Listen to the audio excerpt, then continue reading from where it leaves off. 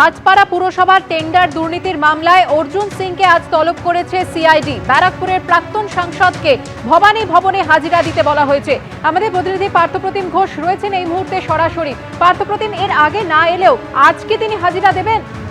দেখো, এটি ভাটপাড়া থানায় অভিযোগ দায়ের হয় এবং সেই অভিযোগের পরিপ্রেক্ষিতে এফআইআর, এবং এটি হচ্ছে গত 2020 সালের অগাস্ট মাসের একটি অভিযোগ, এবং সেই অভিযোগের পরিপ্রেক্ষিতে অর্জুন সিংকে আজকে তলব করা হয়েছে এবং তাকে কিন্তু ডাকা হয় এবং বলা হয় যে আজকে দুপুর 12:30টার সময় ভবানী ভবনে এসে হাজিরা দেওয়ার জন্য। এবং এক্ষেত্রে তদন্তকারীরা জানিয়েছেন আজকে যাতে অর্জুন সিং তদন্তকারীদের কাছে হাজিরা দেন, এবং এটা হচ্ছে ইওডব্লিউ অর্থাৎ যেটা ভবানী ভবনে ইকোনমিক অফেন্স উইংয়ের গোটা ঘটনা তদন্ত শুরু করেছে, এবং সেক্ষেত্রে তারা তদন্ত করতে চাইছেন এবং যাতে পজিটিভলি অর্জুন সিং হাজিরা দেন সেই বিষয়টা বলা হয়েছে। যে নোটিশ গত 7 তারিখে অর্জুন সিংকে দেওয়া হয়েছে, সেই নোটিশের পরিপ্রেক্ষিতে বলা হয়েছে যে এই নোটিশ যদি কমপ্লাই না করা হয়, অর্থাৎ যে যে বিষয় উল্লেখ করা হয়েছে বা বলা হয়েছে যে যদি তিনি হাজিরা না দেন তাহলে তার বিরুদ্ধে কিন্তু তারা অ্যাকশন বা ব্যবস্থা নিতে পারে। এই যে মামলা ভাটপাড়া থানায় হয়, সেই মামলা তদন্তভার সিআইডি গ্রহণ করে এবং সিআইডি গ্রহণ করার পর অর্জুন সিংকে আজকে তলব করা হয়েছে দুপুর 12:30টার সময় ভবানী ভবনে। এখনও পর্যন্ত যেটা জানতে পারছি, ইওডব্লিউ যিনি আধিকারিক রয়েছেন, ডেপুটি সুপারিনটেন্ডেন্ট যিনি এই কেসের তদন্তকারী অফিসার, তিনি এসে পৌঁছে গিয়েছেন এবং দুপুর 12:30টার সময় অর্জুন সিংকে জিজ্ঞাসাবাদের জন্য তলব করা হয়েছে। এখনও পর্যন্ত যেটা জানতে পারছি, অর্জুন সিং তিনি আজকে হাজিরা দেবেন ভবানী ভবনে। ধন্যবাদ পার্থপ্রতিম। আজ বাড়ি থেকে বেরোনোর সময় কি জানিয়েছেন অর্জুন সিং, শোনাবো। এখনো বলছি পুলিশ প্রশাসন সরে যাক, 10 মিনিটের কোনো জায়গায় দাঁড়াতে পারবে না, না পাবলিকলি, না পার্সোনালি, না কোনো ব্যাপারে। 10 মিনিট এদের ক্ষমতা নিয়ে দাঁড়ানো।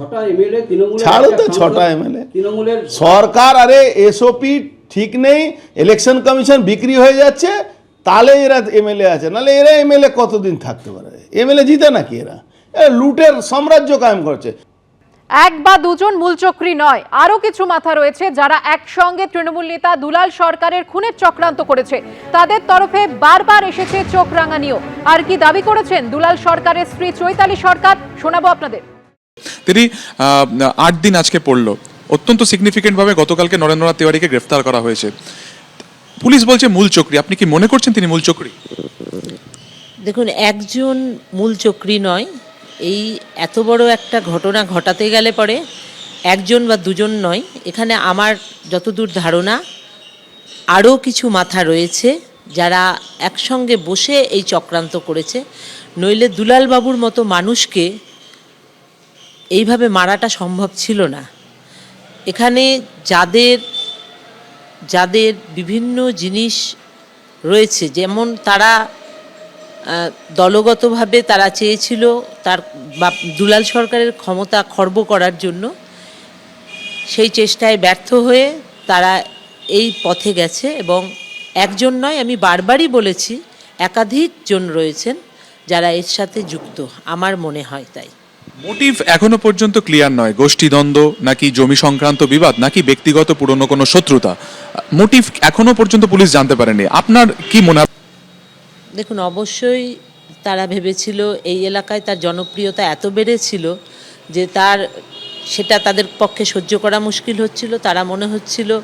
তারা ভাবছিল হয়তো যে দলের বিভিন্ন পদ বা বিভিন্ন জায়গাতে যেই জিনিসগুলো উঠে আসছিল, যে তাকে আগামী দিনে, তিনি বিগত দিনে যেমন সভাপতি ছিলেন এবং তিনি বিভিন্ন প্রশাসনিক বা সরকারি পদেও বিভিন্ন সময়ে ছিলেন, সেই জায়গাগুলোতে আবার তিনি যেন না আসতে পারেন, সেটাও তাদের একটা লক্ষ্য ছিল।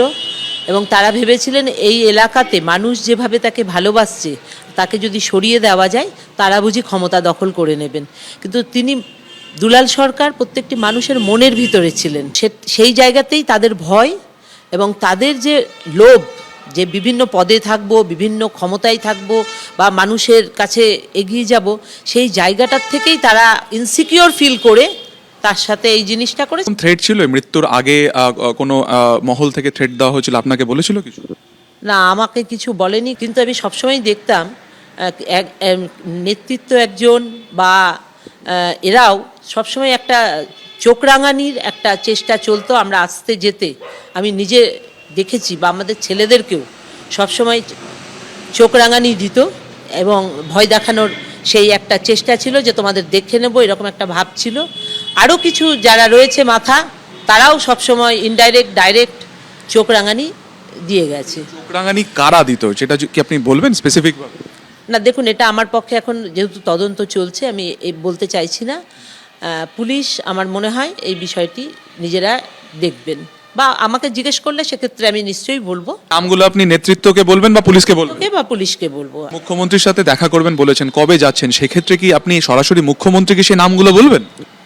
হ্যাঁ, আমি সামনে আমাদের এর মধ্যে স্মরণ সভা এবং রাজ্য সভাপতি ওনারা আসছেন শনিবার দিন, তো স্বাভাবিকভাবেই আমাকে একটু পেছাতে হয়েছে। আমি সামনের সপ্তাহে ওনার সাথে দেখা করব এবং তাকে নিশ্চয়ই আমার ভয়ের কারণ এবং কি কেন ঘটেছে বা কি হয়েছিল পুরনো দিনগুলোতে, সেগুলো নিশ্চয়ই আমি তাকে জানাবো।